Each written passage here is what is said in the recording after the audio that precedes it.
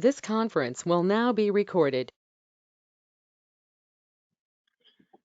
Hello, in this recording, I'll be providing a introduction to Able Accounts. I do intend to record at least one more video, maybe two more videos, where I do a much deeper dive into how to use an Able account as part of your plan.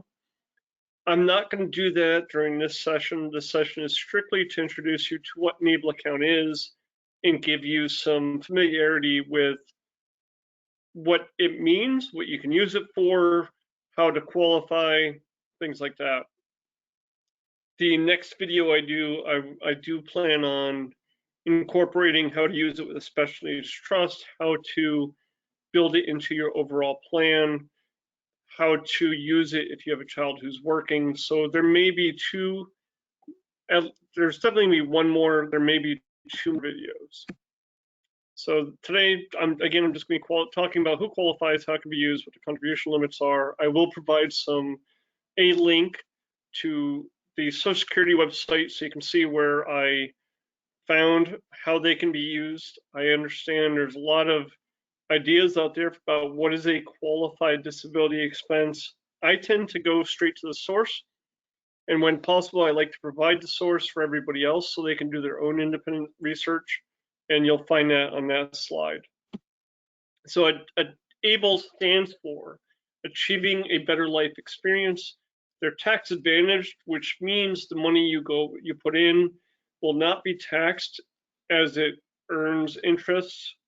And when the money comes out, it may not be taxed if it's used for a qualified disability expense.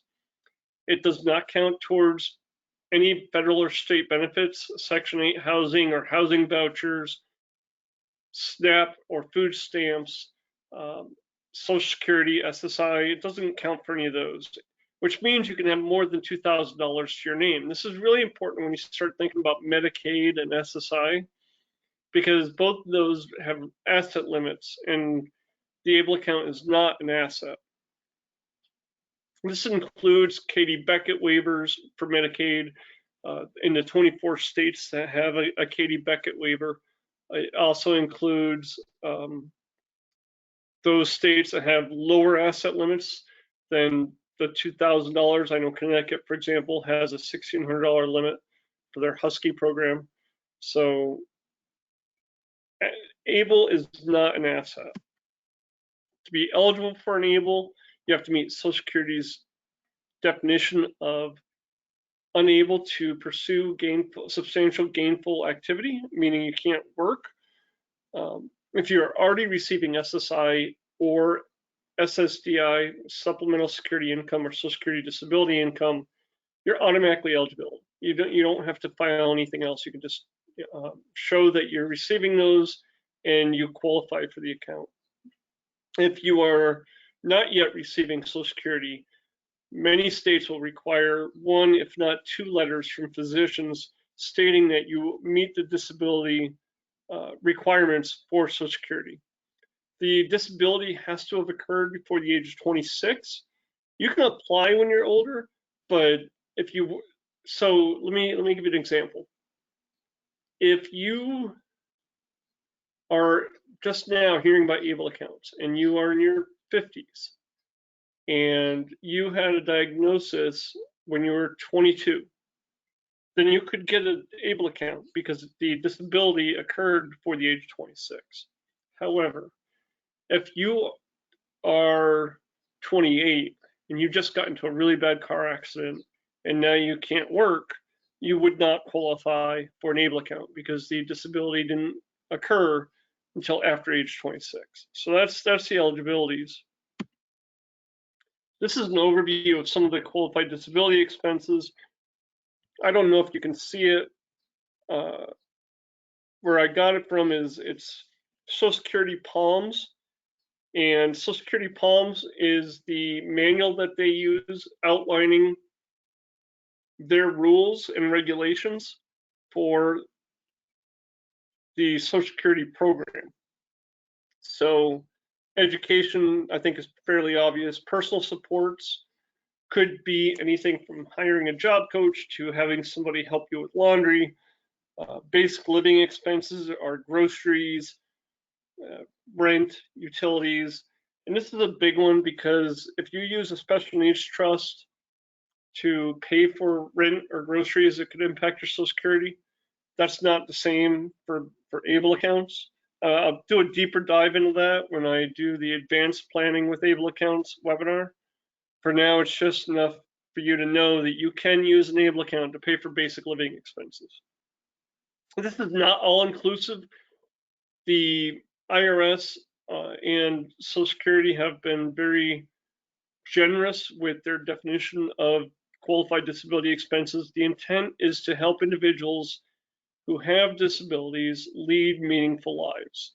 And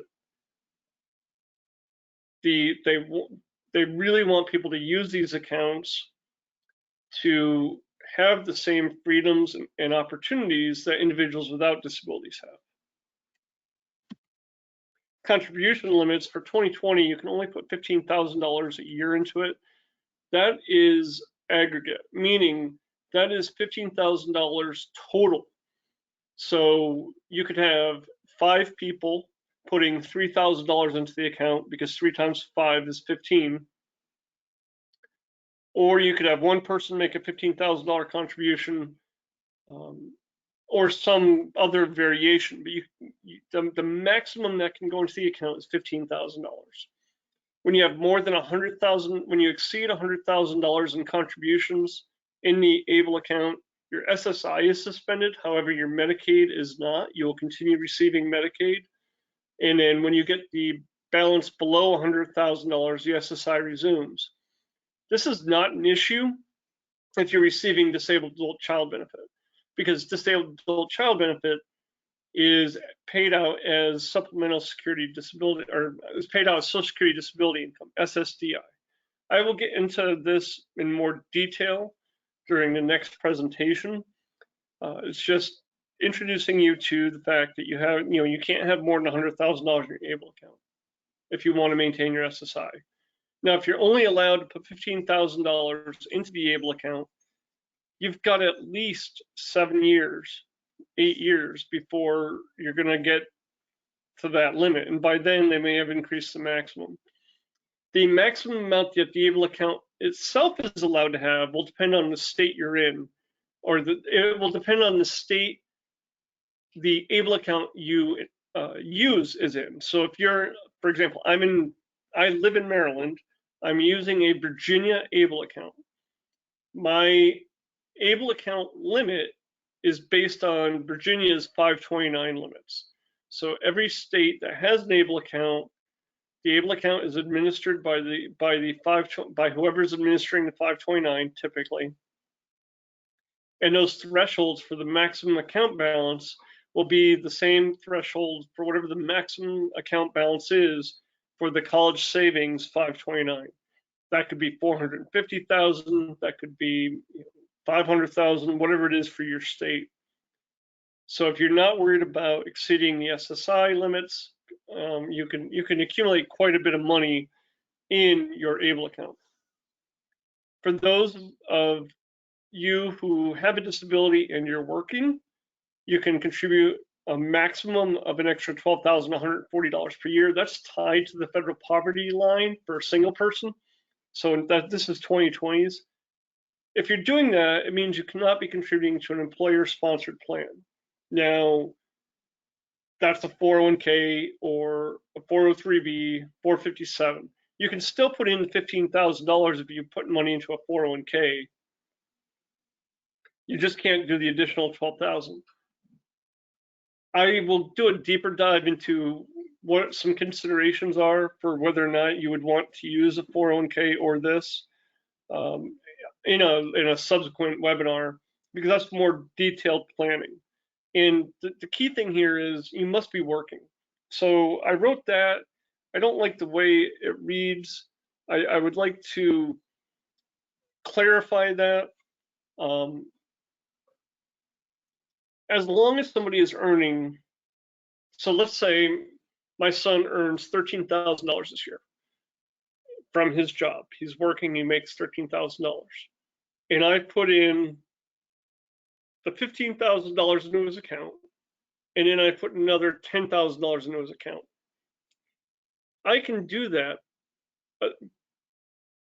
assuming that the $10,000 extra I'm putting in is coming from him. He gave me the money from his, let's say, his work checking account. He gave me the money so I could deposit for him if he but I could not just decide I want to give him an extra $10,000. I hope that provides some clarity. I'll do a better job with a real case example when I do the next webinar. So some freebies, you can move money from a 529 college savings account into an ABLE account. As I noted in a previous webinar, you don't necessarily have to. The 529 accounts will not necessarily count as a asset for when you're applying for SSI and Medicaid. So you'll want to think about that. Or if you do have a 529 account, it has a lot of money in it, and you're only allowed to move $15,000 over, it's not the end of the world. If the individual is contributing to an ABLE account, they may qualify for the Savers Credit, and that's for federal taxes.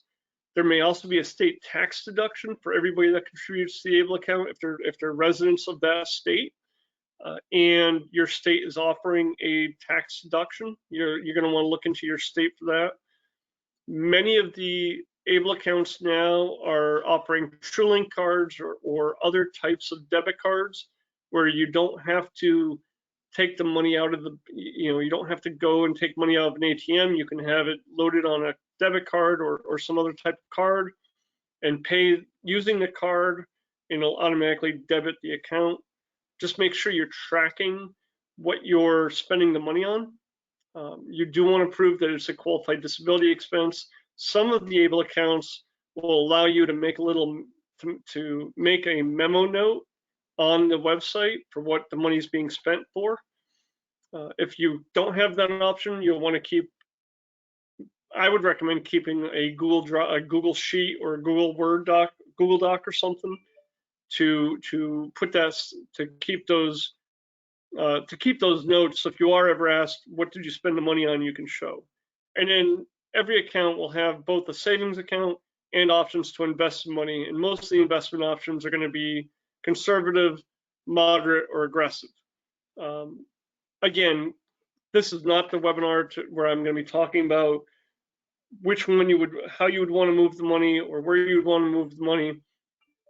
It was intended that you don't need a financial advisor to use an ABLE account. So you shouldn't need a financial advisor to open ABLE accounts. You shouldn't need a financial advisor to counsel you on ABLE accounts, although advisors certainly can help you. They were really designed for individuals with disabilities to be able to use these accounts. Most of them, at least from the ones I've seen, are very user-friendly on their websites, very easy to set up. You are limited to one account per individual. The individual with the disability owns the account unless there's a legal guardian. There may be authorized legal representatives assigned. So if your parents and if you have a child and you're worried about the child, the 19, 20-year-old child managing their money, but you're not their guardian, you could be appointed as an authorized legal representative. Depending on the state, it may be subject to Medicaid payback, like a first-party special needs trust, meaning the money in the account, when the individual with disability dies, may be taken out by the state to pay back for anything that the state has paid for health insurance. So for resources, I encourage you to check your state. The ABLE National Resource Center is also a great tool, and of course, we're available, planning across the spectrum. This is the way you can reach me. As always, I hope you found this helpful. And if you're interested in learning more about ABLE accounts, I will have at least one more video doing a deeper dive into how to use an ABLE account and how to maximize it for your planning purposes. If you would like an individual consultation about how you can use an ABLE with your plan, please feel free to reach out to us.